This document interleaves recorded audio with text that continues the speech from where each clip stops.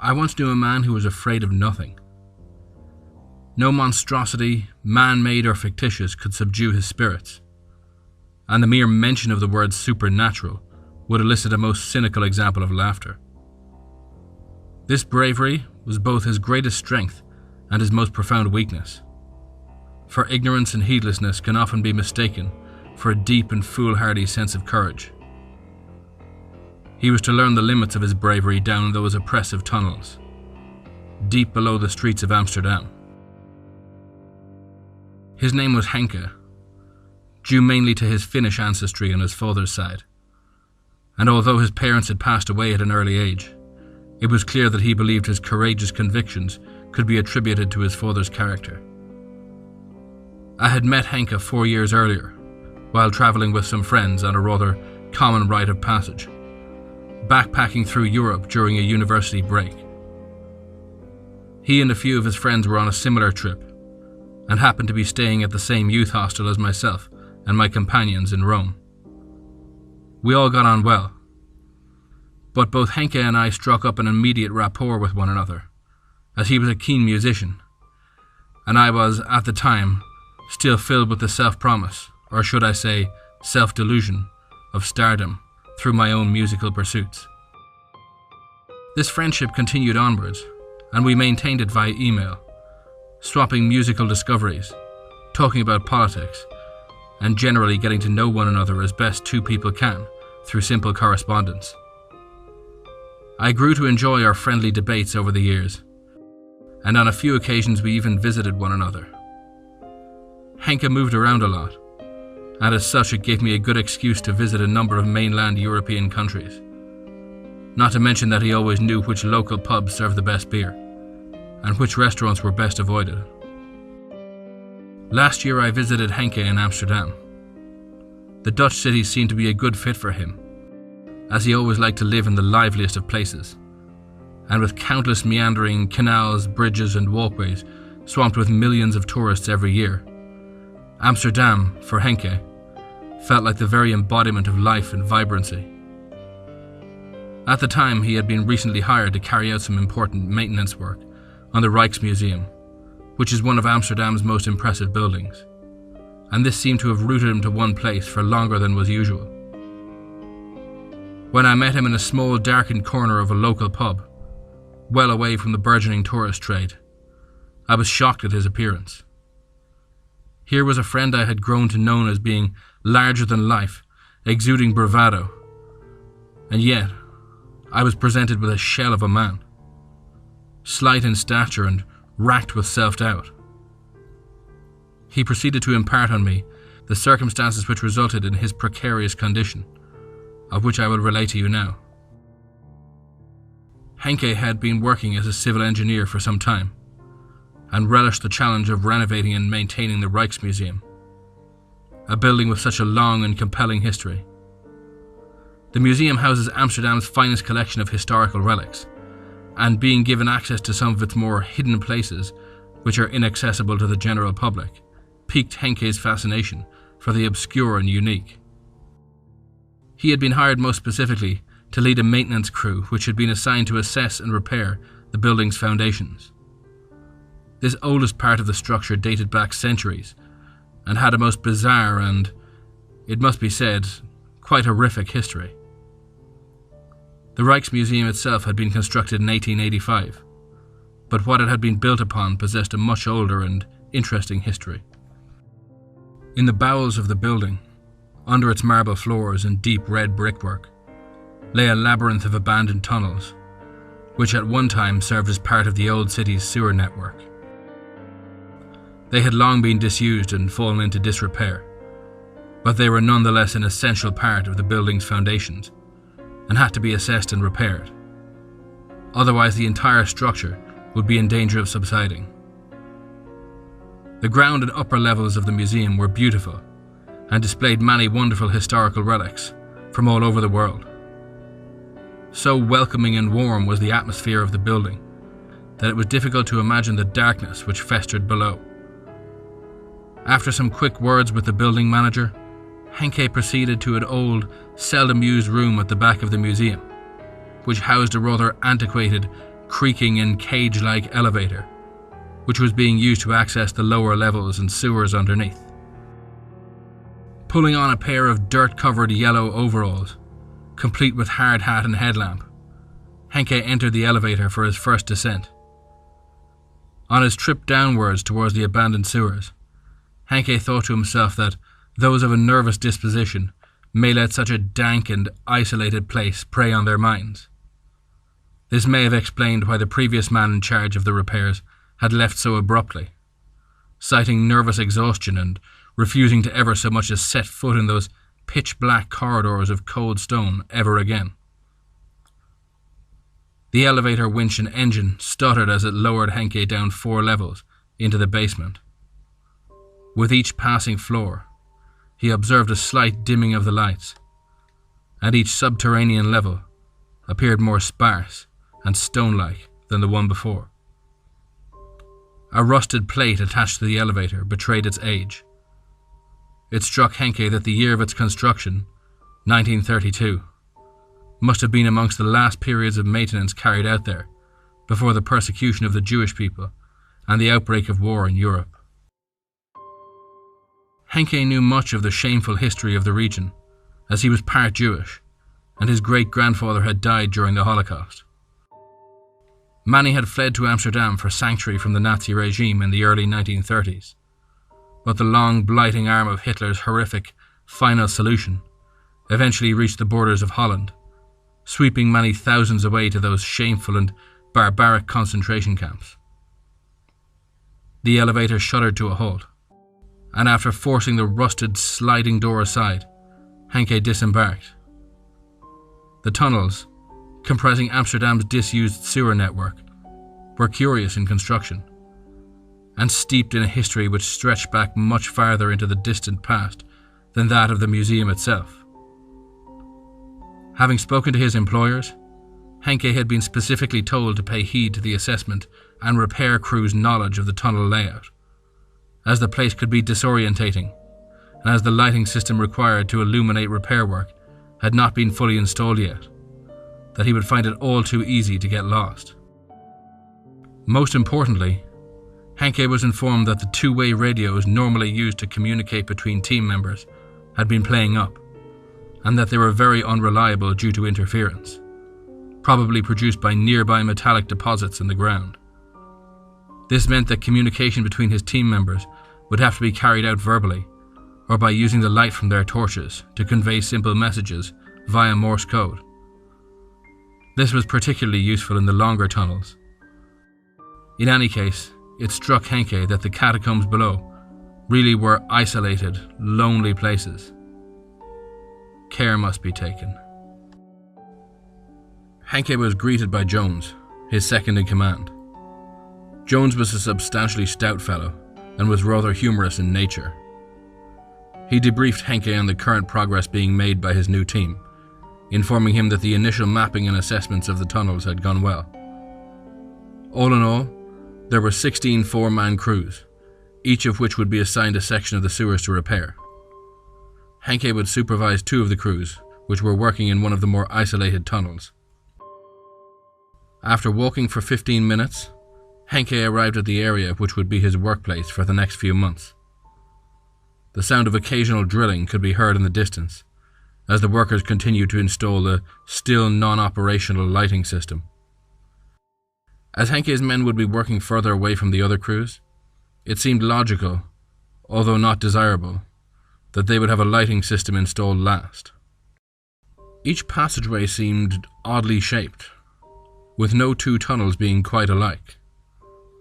This entire section of the sewer was in fact so antiquated that it had been built long before the careful planning of such constructions had become commonplace.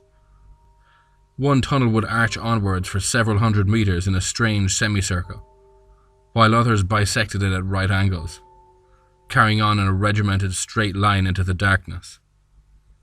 Henke even found a passageway which seemed to dip and rise, only to slither its way along in an unnatural S-shape. Some tunnels seemed to go on forever. Others stopped abruptly as if the original builders had been unable to complete their work, leaving in a hurry. Jones tried to keep the conversation light, and with his experience of walking through the tunnels for the past 2 months, Henke was glad to have a guide to show him the way. Waiting in a large alcove were 4 of Henke's team. They would work this section of the tunnel during the day, while the other shift would take over later, working through the night. Jones introduced each of them. They seemed nice enough, but Henke was surprised to find the men largely in the grips of silence. In his experience, humor was normally found in abundance, with repair crews using it to slice through the monotony of working in such cramped and repetitive conditions. Here, though, he found them uttering not one word, sitting in silence in that imposing alcove, removed from any consideration of camaraderie or fellowship. The only inference that they were not a collection of subterranean statues was the occasional movement of their headlamps, altering the shadows around them. They seemed wholly disconnected from not just each other, but the very environment in which they worked. Henke brushed his feeling of unease aside and committed himself to cultivating conversation. If these men were in some way angry or uncomfortable with one another, then Henke would soon lay that to rest. A happy workforce is a productive one. The first order of business was to survey this section of the tunnel and decide where repairs were most pressing. Preliminary assessments had already been made, but Henke liked to evaluate any repair project he was involved in from the ground up. Henke walked the catacombs with his team and noticed immediately that they were still on edge, that they seemed frightened in an almost childlike way. No amount of questions, casual or otherwise, could elicit anything other than one-word broken replies. As they toured the numerous tunnels, lighting their way with the small torches attached to their safety helmets and taking notes about the failing walls, water damage, and estimations of any possible repair time, Henke pressed the men on their obvious sense of fear, asking why such an experienced crew, who no doubt had worked in many tunnels before, were so apprehensive of mere bricks and mortar. They avoided the questions, looking nervously at one another, and changing the topic of conversation with monotone lethargy whenever it veered towards their experiences of the old sewers, or of their previous boss's unceremonious departure from the job. It began to dawn on Henke that the men's verbal and physical awkwardness was not the result of tensions between workers, but rather of a deep-seated and worrying apprehension. Of what, he did not know. What was clear was that his team seemed to be counting down the minutes until their shift ended, when they could finally clamber out of the darkness into the safety of the world above. As the beam from his headlamp trickled over the damp and crumbling brickwork of the tunnels, Henke again conceded to himself that some may find such a setting unnerving, but not him. Whatever had caused such trepidation and disquiet amongst the men working down there was surely a simple case of idle superstition, mischief-making, and the quite understandable psychological toll of working in a dark, cramped, and forgotten part of the world. Even Jones, who had through most of the catacombs been jovial and talkative, now adopted the same sullen expression and seriousness of disposition as the others. The passages wound and meandered their way through the ground, long steady trajectories, intermittently and abruptly interrupted by sharp blind corners, which made it difficult for Henke to identify exactly where they were. There were so many winding corridors that Henke felt slightly disorientated, and was ready to joke with his men that if they didn't like him as a boss, they could probably leave him here and he would never find his way out. But his men were no longer with him. He was standing at the mouth of a tunnel, and while he had continued onwards talking, trying to fill in the difficult silences, his men had stopped at the last junction. They stood motionless, some 20 feet behind, staring at Henke with blank expressions, occasionally betrayed by the slightest flicker of a very real and gripping emotion beneath, a look of suppressed terror.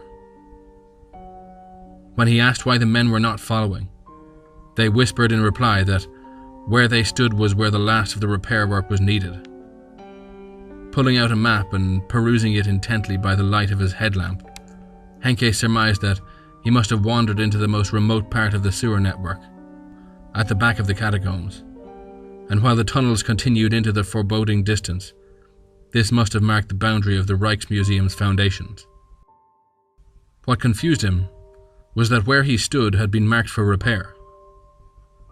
He was standing at the entrance to what appeared to be a rather innocuous tunnel. But on the wall next to the opening, Henke could clearly see that someone had placed an identification plaque there, marking it for repair. It read, Tunnel 72F, water damage and failing brickwork. After double-checking his map, it was clear to Henke that Tunnel 72F was indeed still under the Rijksmuseum foundations and had to be appraised and repaired. But when he told his men this, they simply informed him that where they stood was as far as they would go. Anger began to take over, accompanied by the frustration that the team he was supposed to be supervising were being so difficult. But even raising his voice and demanding that they head into the tunnel did not seem to move them. Just as things became heated, and Henke began demanding that the men do as he say, Jones interjected. "We've worked down here for 2 months, Henke. This is a good, hard-working, talented crew you have. They will do exactly as you ask when you ask it. But you will have to accept that for them, and me, our work stops at this junction, and that none of us will go near Tunnel 72F. Whether you want to believe it or not, there's something in there." Taking a deep breath and calming himself, Henke explained to his men that he understood the stress induced by working in such an environment for an extended period of time, but that repairs in that tunnel had to be carried out. He would talk to them later about it, but for now, he would carry out the survey himself.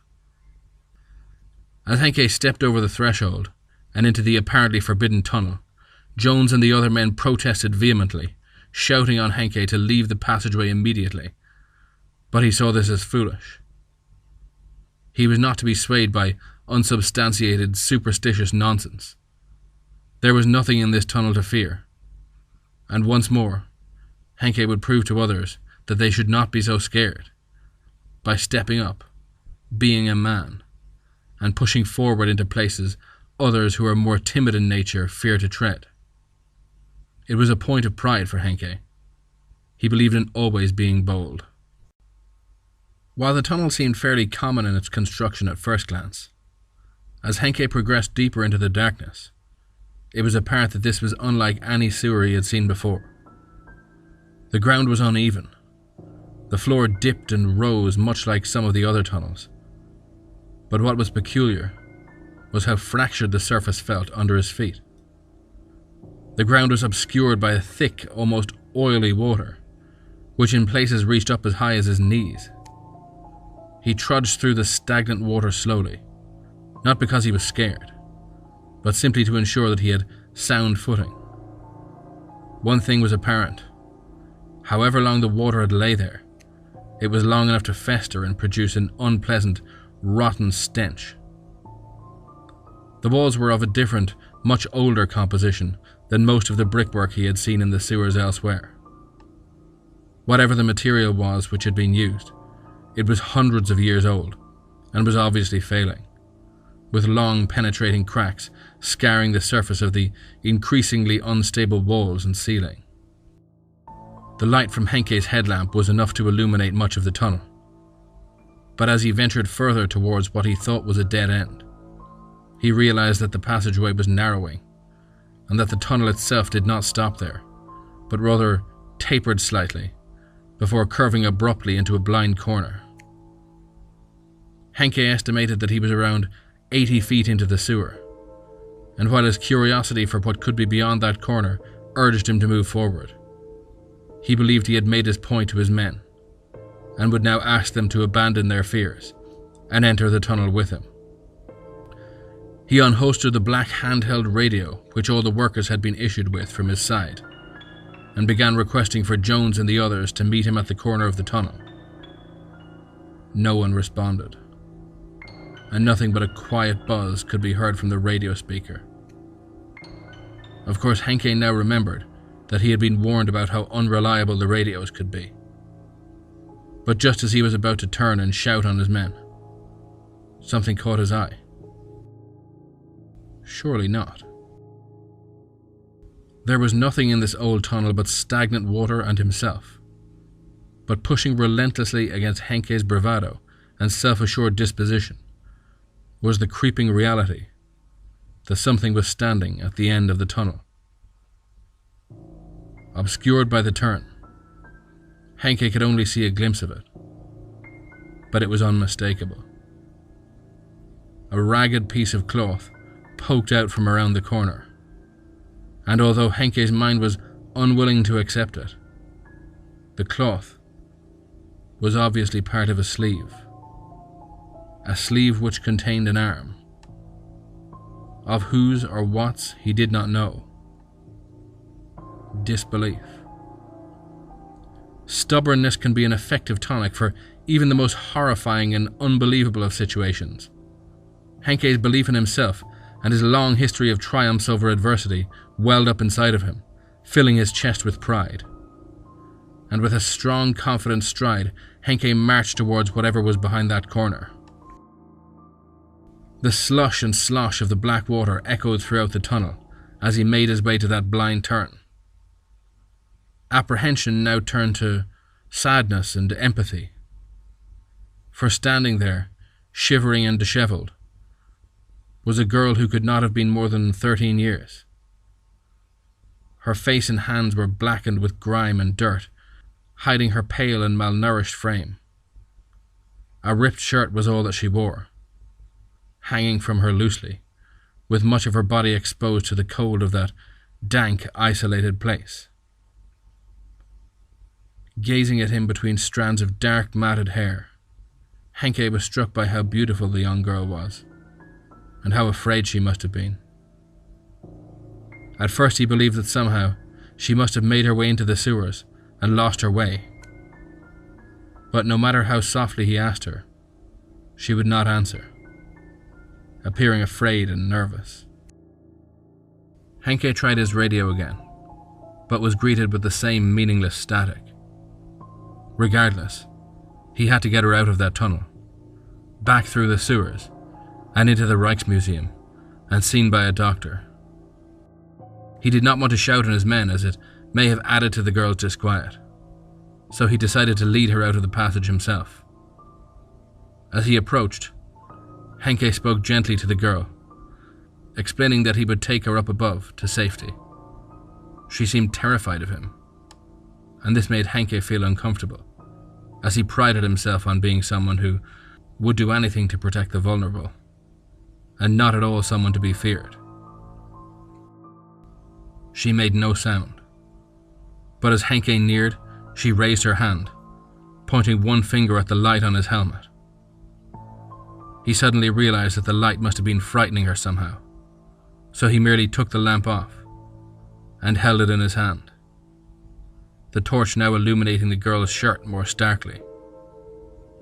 The changed angle of light brought something unsettling to Henke's attention. Pinned to the shirt was a yellow cloth star. It surprised him, as it was entirely familiar, but it took a moment for his mind to grasp the memory. It was exactly like the yellow stars forced upon the Jewish population during their persecution, to allow non-Jews and members of the Nazi regime to identify them. Henke's mind fought against the ramifications of such a discovery. After a momentary pause, he once again was resolute, disregarding the cloth star, and asserting to himself that he must take this poor girl out of such horrible surroundings. A tremendous sense of sadness overcame Henke as he grew closer. The torch flickered unusually in his hand as he looked down at the girl, her face momentarily illuminated by the shifting light, as he prepared to carry her out of the sewers if need be. But this sense of duty, this compulsion to be brave and assertive in even the darkest of places, was now replaced with something which Henke had never felt before. Up his spine, and from the very pit of his stomach, fear gripped him. Terror took him, and a horror so potent it made him feel anxious, weak, and unsteady. For Henke had not noticed something so subtle, yet essential to his predicament. The girl had not stopped pointing at him as he drew closer. Her arm was rigid, and her finger remained outstretched. Even the light which was now in his hand seemed entirely unimportant to her. Realization swept over him like a plague of abject dread. The girl was not pointing at the light. She was pointing behind him. Henke did not remember much more of what happened in that tunnel, but he knew that he had indeed turned to face whatever was standing there. He thanked God, not something he was normally inclined to do, that Jones and those men who feared that dark hollow so acutely had dispensed with this fear and run into the passageway as soon as they heard his screams. Henke regained his composure back at the alcove where he had met the men, but he immediately pleaded with them that they take him back out of the tunnels, which is what they did. Once back in the elevator room of the Rijksmuseum, the men sat and had a frank discussion with Henke about what had been happening down there over the past few months. Jones explained that the first survey team, which had encountered that specific sewer passageway, resigned from their posts after just one night down there. A week later, one of their co-workers who decided to stay on committed suicide after complaining to everyone that he could hear whispers coming from that tunnel while he worked nearby. Not long after that, Jones' previous supervisor had seen someone standing at the mouth of Tunnel 72F and had followed them inside. One of the cleanup crews found him crawling out of the sewer on his hands and knees, crying hysterically like a child. He had been heavily medicated ever since, but no one knew exactly what he had seen down there. He would not talk of it, but the men who recovered him claimed he was repeating one word over and over frantically: Nazi. Henke was a nervous wreck after his experience and ordered that no one go into Tunnel 72F. He continued to work down in the sewers, day after day in the dark, but he was consumed by the notion that he had seen something so frightening that he had forced himself to forget. Over the next few weeks, he lost weight and had trouble sleeping, often waking up in a disturbed state, drenched in a cold sweat, unable to recall what he had been dreaming about. The very idea that brave Henke could be reduced to this, that he could be affected so deeply by something he could not even remember in its entirety, preyed on his pride and his sense of self-worth. He first tried to combat this feeling of helplessness by increasing his knowledge of the tunnels. Knowledge, as they say, is power, and Henke felt that if he knew more about that place in the dark, that he would somehow be less afraid of it. He read about the history of the museum, and while he found very little of it helpful, one local legend struck a chord with him. It was rumored that, during the Second World War, a number of Jewish families took refuge in the tunnels below the Rijksmuseum. When 2 SS officers were tipped off as to their whereabouts, they entered the tunnels with some local volunteers, hoping to arrest them, and most probably send them off to a concentration camp. The rumors were that the families ambushed the SS officers and their Nazi sympathizers, killing them and dumping the bodies somewhere in the sewers. This was the story Henke related to me. It was sad to see him so shaken and vulnerable. A strong, powerful individual who had never shown so much as a hint of fear for or of anything, to be reduced to a diminished man living on his nerves. Unfortunately, the story does not end there. Some men are haunted both by what they have seen and by what they cannot understand. Ego can be a terrible burden on anyone.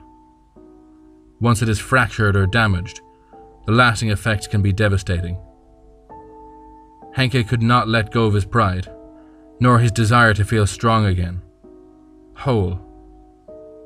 He had never been afraid of anything before, and no matter what was in that tunnel, no matter how much I attempted to dissuade him, he was determined to confront it and reclaim his self-worth. 3 days later, Henke's body was found at the mouth of Tunnel 72F, stuffed into an old duffel bag. It was a heart attack which had killed him. But whoever broke, twisted, and shoved his body into that morbid sack after he died was never caught. I should mention that the bag was of particular interest to the police, in case it could reveal something about Henke's death. It was traced to Germany, army issue to be precise, and hadn't been manufactured since 1941.